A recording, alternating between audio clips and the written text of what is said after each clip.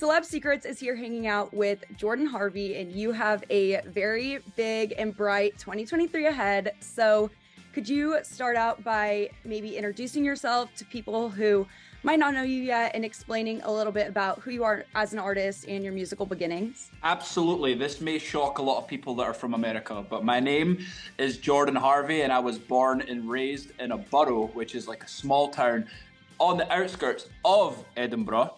And I was born and raised in a little village called South Queensferry that was a very rural town. And from a very, very young age, my father raised me on Johnny Cash, and I would spend weekends at my grandpa's garage. You guys call it a garage.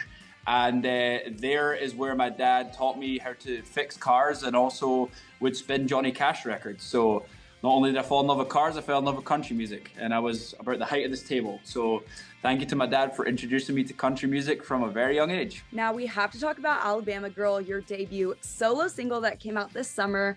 I know I saw it all over TikTok. So could you talk a little bit about the meaning behind that track and also what it was like kind of reaching that TikTok success for your first solo single ever? I mean, first and foremost, in 2023, it's different being an artist these days because it's, I feel like you're not only an artist, but you're like a marketing expert. You have to film all these videos and put them out there. And it was a very rewarding feeling when I did put Alabama Girl out and it did go viral because I was just sitting in a taco restaurant and my buddy said, like, you seen your videos just going crazy? And I was like, no, I'm too busy eating my carnitas taco here right now and having my margarita. But it was really awesome to see the response from that song. And that song was written about my girlfriend who went to the University of Alabama, and I actually wrote that song back in 2021, and that song came to life, chucked it up on TikTok, and the rest is history. Very bizarre moment, but it was super awesome to kind of see the reaction, and I'm very grateful for it. Of course, we have to get in and talk about your debut EP that's coming out 1 week from today. So can you talk a little bit about the process of creating that and the meaning behind the EP itself? Absolutely. So this record is absolutely unapologetically myself. It's a collection of 5 songs. Everything that is in this EP is stuff that I have lived, stuff that I've been through. It's called It Is What It Is because I started this process back in July 2020 and we were in a pandemic. The odds were kind of stacked against us for everyone. And I think that being in that situation, I could have either sat in my joggers and ate chocolate ice cream and played FIFA all day, which I'm not going to lie, there was a bit of that. But also I decided to be proactive and write. And I wrote a lot of songs, well over 100 songs in space of 4 or 5 months. I really just was like, well, this is what it is. And I can make it is what it is. I can make light of this or I can make dark of it. And I just kind of live by that motto, it is what it is. And you go out and you fall over, well, it's what it is. Or you go out, you fall in love, well, it's what it is.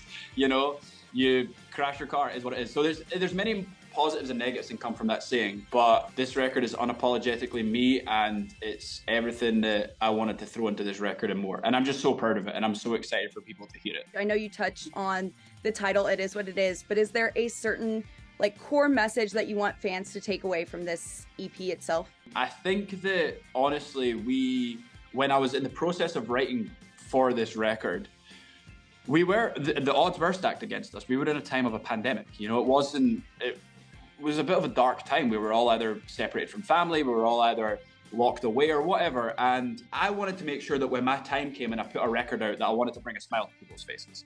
I Will is positive.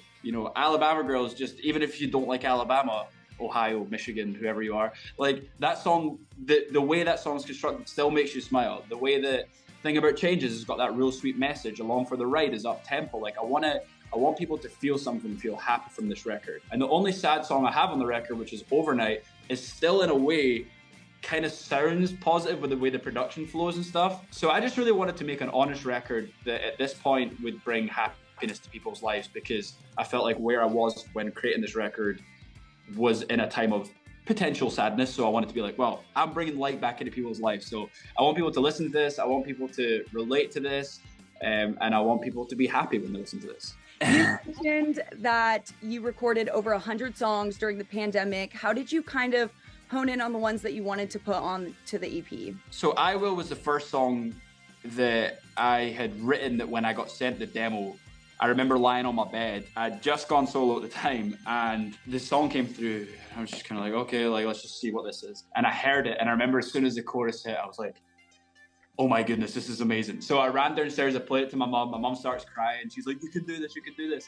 I sent it to John Loba, who in my opinion is one of the most intelligent people and has the best ears in town. He's incredible. He calls me and said, who pitched you this song? I said, I wrote this. And he said, well, get your butt back to Nashville. So that was a song to me that kind of got me signed to Broken Bow as a solo artist. And that was my blueprint for everything that came after that. And then the writing process was just, you know, once I had all the songs in kind of like a folder, I kind of went through and thought, well, that matches that, that goes with that. But you just know when you have a special feeling about a song, and every song that's on this record, I had a real special feeling about when I wrote it. Because not every song you write is great. I will hold my hand up and say I've written some awful songs in my time.